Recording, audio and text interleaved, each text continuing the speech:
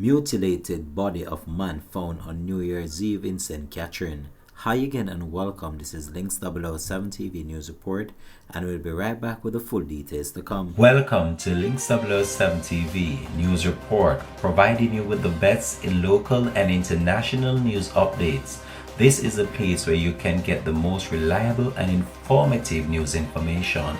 Links 007 TV News Report. Welcome back and thanks for joining us. This is Links 007 TV News Report. The St. Catherine police are seeking to identify the body of a man who was found mutilated in Central Village on New Year's Day. Reports are that at around 7:45 a.m., passers-by alerted the lawman to the discovery. The body had what appears to be multiple chop wounds to the head was found on a section of the Ashton construction site in Twickenham Park. The Central Village Criminal Investigation Branch is probing the matter. This has been Links 007 TV News Report. Thanks for watching.